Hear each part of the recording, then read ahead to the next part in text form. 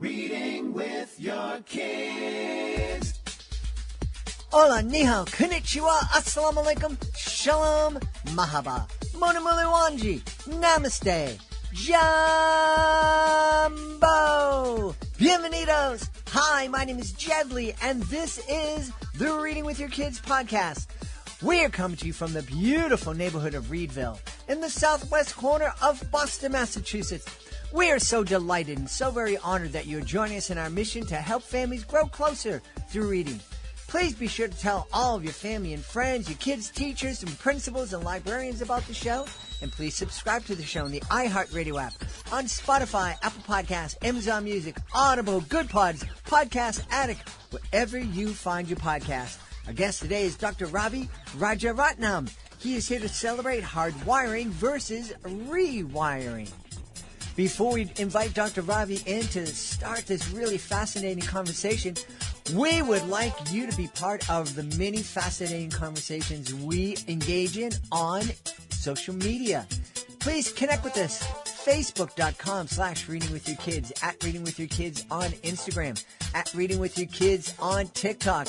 We have a great Pinterest page and also a great YouTube page, both named Reading With Your Kids.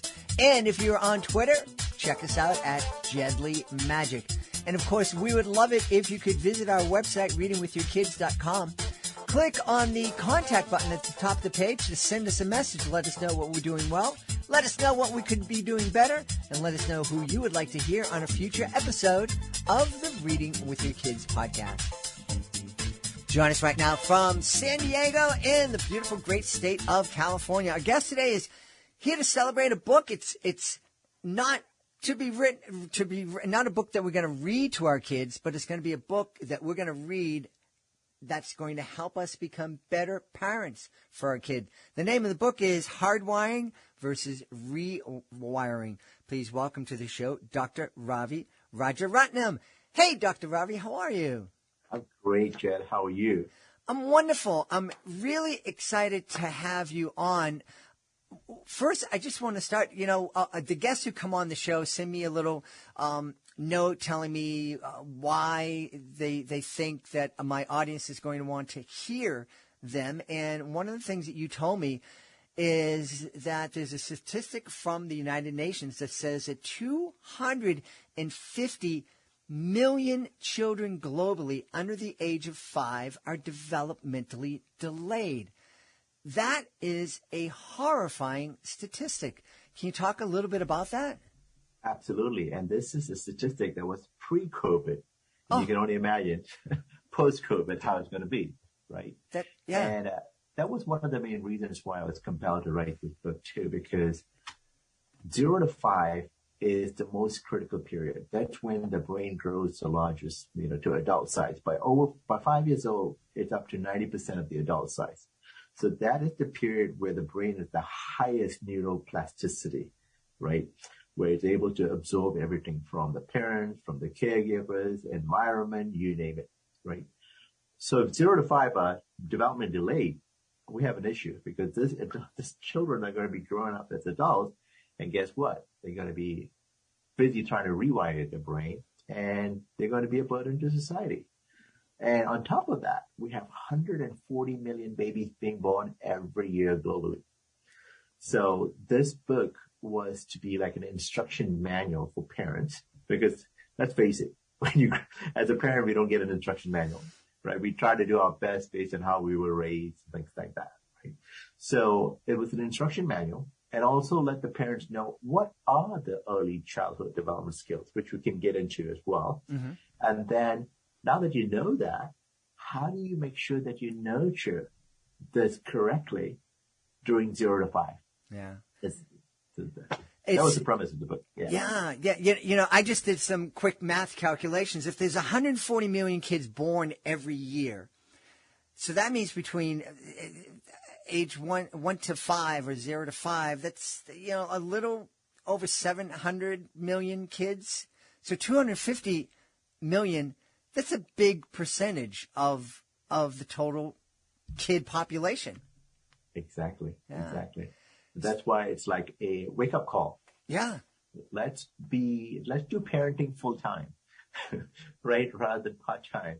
Because I'm a huge proponent. Everything that you do part-time is going to have part-time results. Mm-hmm. Mm-hmm. And it's evident, 250 million yeah. are underdeveloped, right? And it's no fault of the parent sometimes as well, because they could be in an environment where they had a single parent, did not have a role model, they went through a divorce situation or whatever.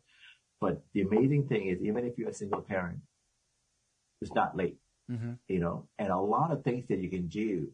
You don't need any expensive toys. All you need is yourself as the parent. The best toy a child could have is a parent. Yeah. I love that. You know, one of the things that we've said since the debut of the podcast is that parents are a kid's first and most important teacher.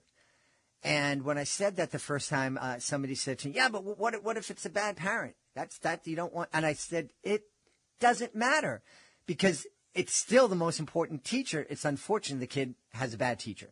So let's give parents the information that they need to be the very best teacher that they can be for their kids. And what you just said is that your time, you are the best toy that you can give your kids.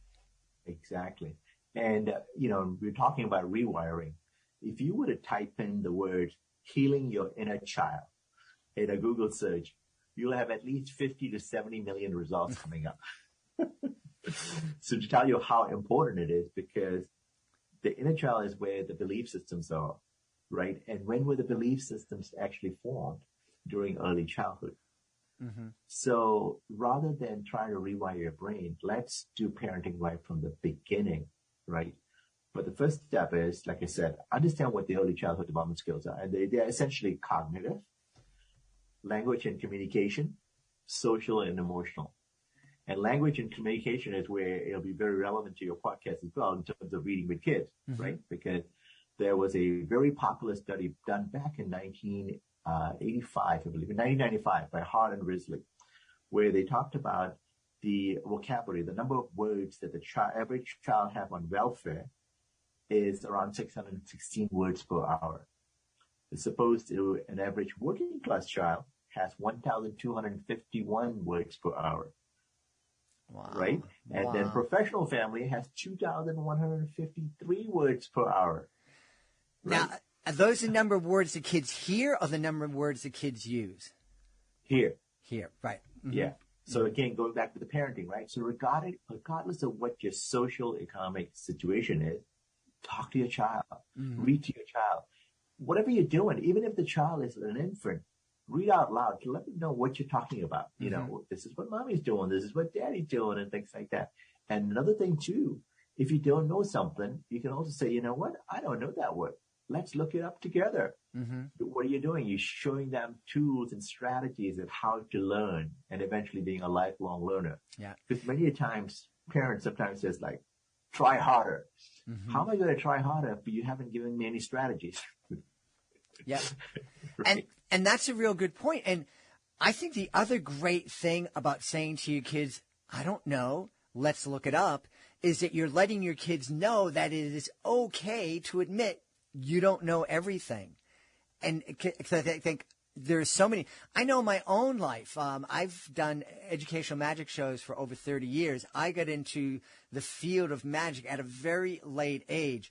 And when I was 26 years old and just starting to learn this new art, I didn't want to let everybody know that I didn't know anything. So I kind of pretended. And there was a bunch of years that I really didn't learn as much as I could have if I had just said, hey, guys, I'm starting at zero. Can I hang out with the 7-year-olds and learn what they're learning? And, you know, just be open. Yeah, Jed, amazing point, because the key word here is vulnerability. Mm-hmm. Some of the best leaders that I've coached, right, I show them how to be vulnerable. You're not the expert. You don't know anything. The collective mind is more important and more valuable than what you know. Right? So by showing that you don't know everything, that's important, right? Similar to kids as well, when you're talking to them about emotions, like, oh, boys don't cry, you know, grow up and things like that. No, don't do that. It's okay to be mad. It's okay to be sad. It's okay to be angry. But let's understand why you're sad and mad and angry, right? And this is how you deal with it. And amazing results happen when you're an adult. Yeah. Because you have been given the strategies, mm-hmm. right? because, otherwise it'll pop up at the worst time during your professional life, right? Yes, you don't want to throw a tantrum in the middle of your boss's office or in the boardroom.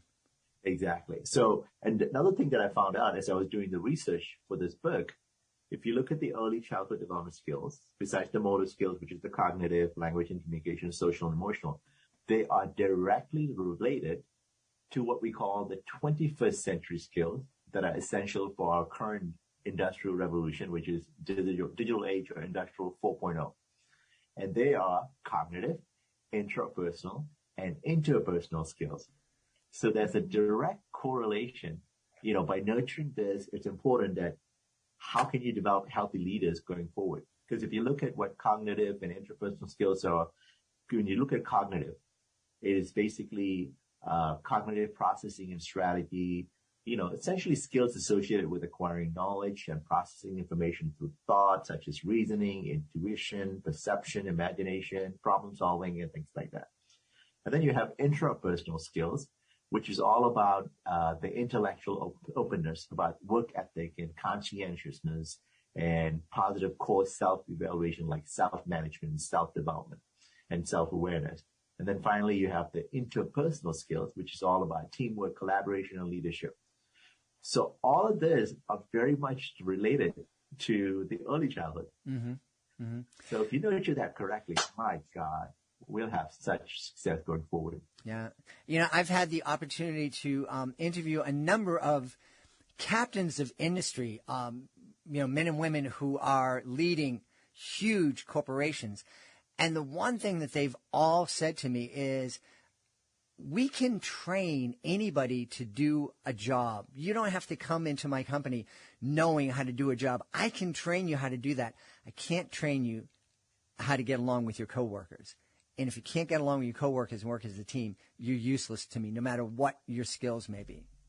Absolutely. And I call that the soft skills, mm-hmm. right? The technical skills, how to do the job. I can train you on that. The soft skills, those are things that you acquire throughout your life, mm-hmm. Mm-hmm. right? From your parents, from the caregivers, from the environment and things like that. If that's messed up, trying to peel the onion and rewire that is much more a lengthier process as opposed to coming in with that good skill, because the technical skills I can train you on. Yeah.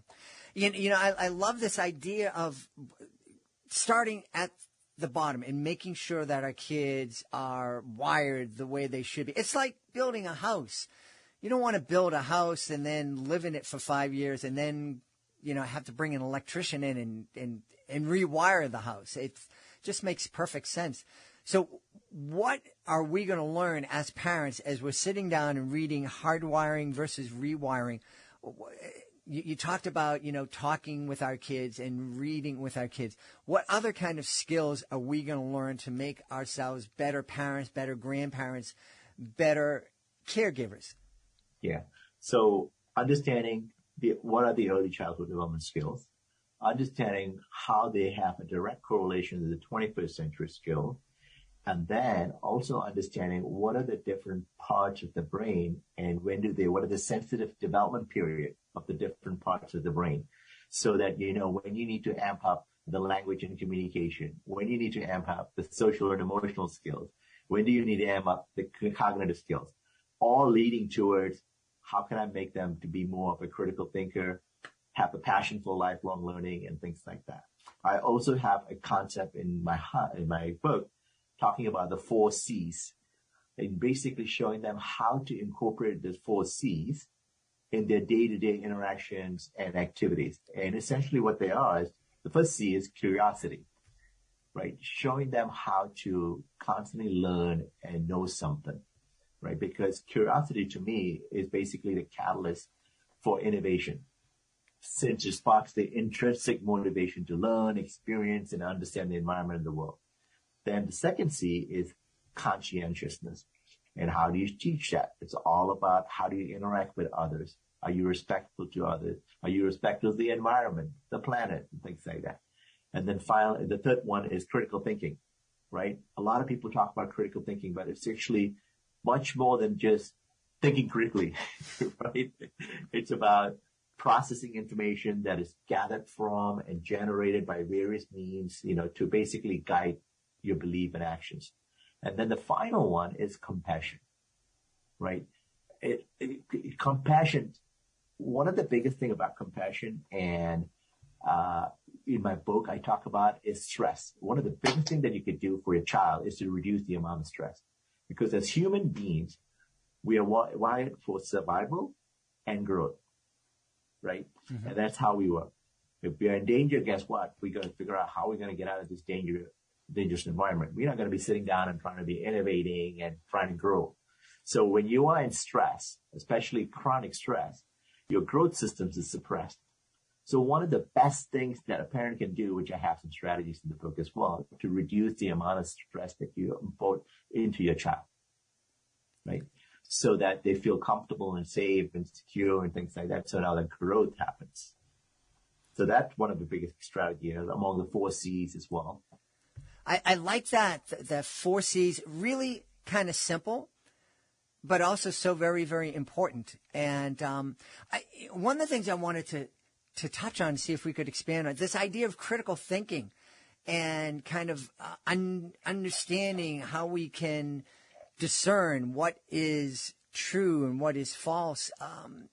We talked a lot here in the podcast about the fact that today kids and adults are bombarded with information coming at us from all different points of view. When I was growing up, we had 2 newspapers in Boston and 3 television stations and maybe some gossip over the backyard fence. But other than that, there wasn't, there wasn't this myriad of information that are coming at us from all different angles. And again, at least when I was a kid, you could kind of depend on, the journalists at the TV stations and the newspapers had, a code of ethics that they were following. You could trust that they could reasonably trust the information. Not so much these days. How can we really kind of narrow in on that and so right from the start teach our kids, hey, we have to look at all this stuff and decide whether or not we can trust it? Great point.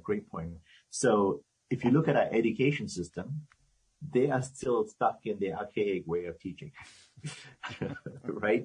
Where they're giving them problems to known answers. Mm-hmm. That's not the real world. You need to give them problems, that don't have an answer, that might come up with different problems, things like that. So that's essentially critical thinking, looking at a different aspect.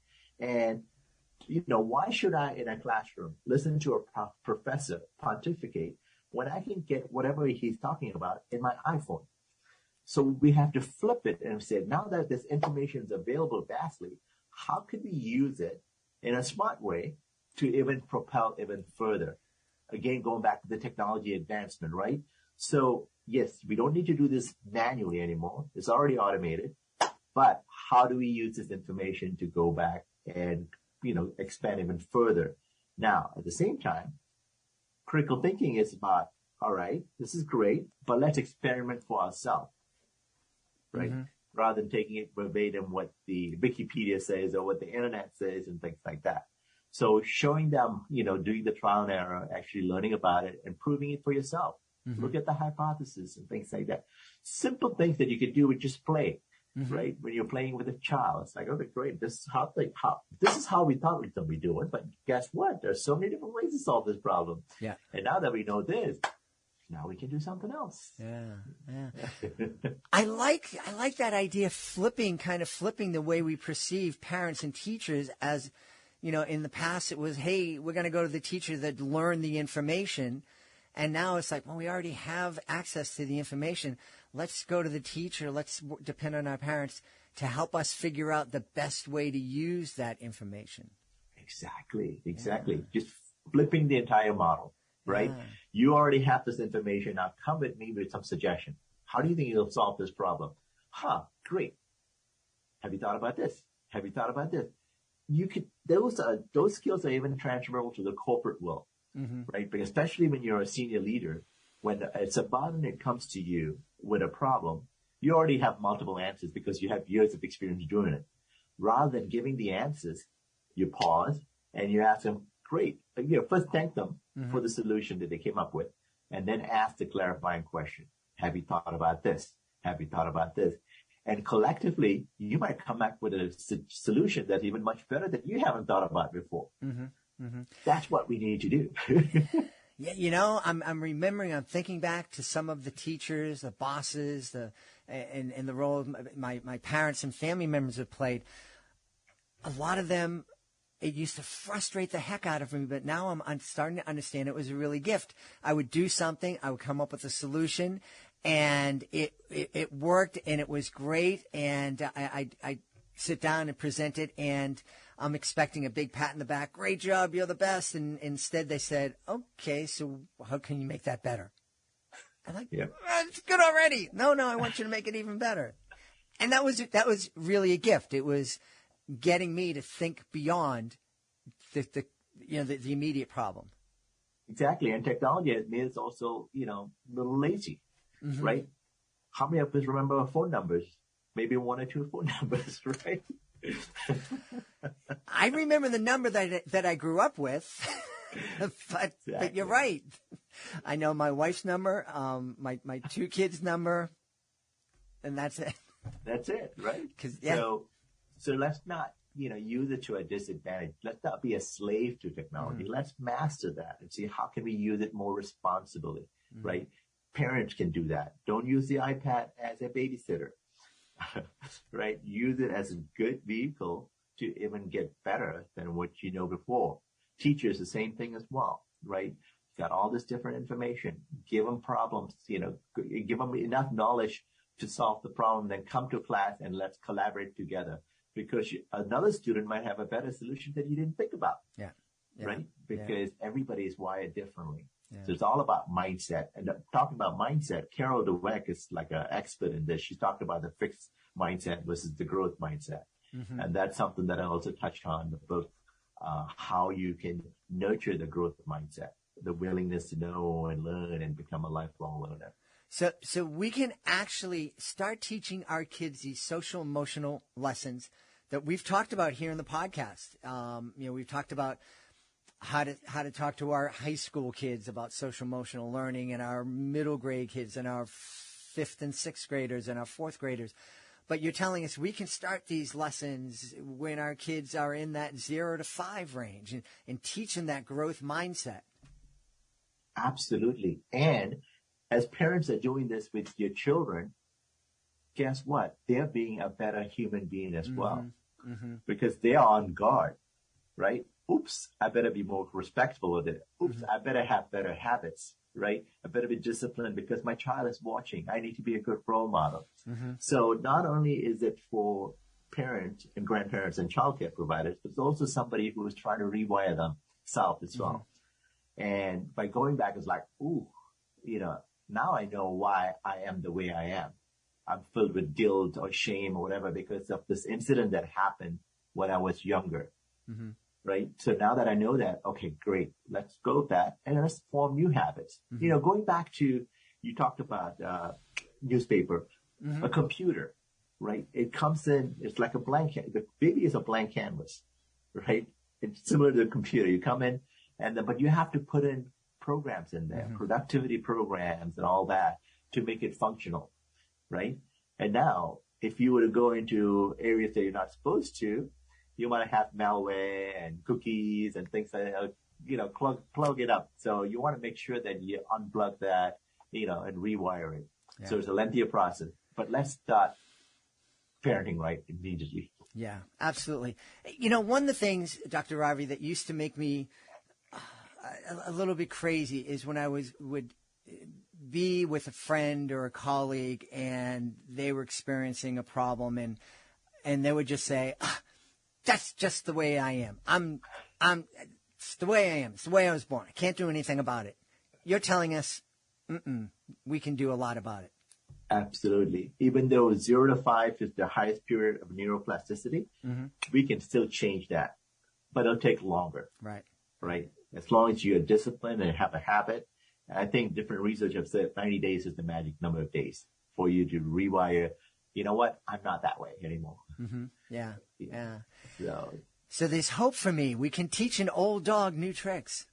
Absolutely. And think about languages, right? By the time a child is 0 to 5, they can easily learn multiple languages and speak languages, right? As you're older, it takes much longer, but you can still learn it. Mm-hmm. Yeah. But it takes longer. It's much more difficult. Yeah, absolutely. I mean, I've been trying to master Spanish and become fluent in Spanish for 30 years since I met my beautiful wife. I have all the bad words down perfectly. I mean, it's like I'm like a concert pianist when it comes to the bad words. Hey, Dr. Ravi, I know this is fascinating. Where can people go to find out more about hardwiring versus rewiring and find out more about you? You can go to my website, drravirajaratnam.com, and it has all my social media links as well in there. And I also have included all the research that I've done during my book in the website as well. There's a link for the Center of Disease Control that goes through the development period for 0 to 1, 1 to 2, what to look out for, what you can do for a parent, things like that. So having this book is a great manual because I do not want you to add to the 250 million statistics. Absolutely. Absolutely. Want to give our kids the very best right from the start. And again, like just to kind of put a bow in this conversation, going back to what you told us at the beginning of the podcast, you are the most important gift that you can give to your kids, your time, your attention, your interest. Let them know that you are there for them, spend time with them, show them that you're interested in them, and start helping them develop a great, healthy mindset so that they can have a wonderful life. Absolutely. Absolutely. And two things I would say is reduce the amount of stress, right? Because you want them to, boost their growth system. And if you can improve the amount of curiosity that you can instill in your child, always encourage your child to be curious, to constantly figure things out rather than taking things the way they are.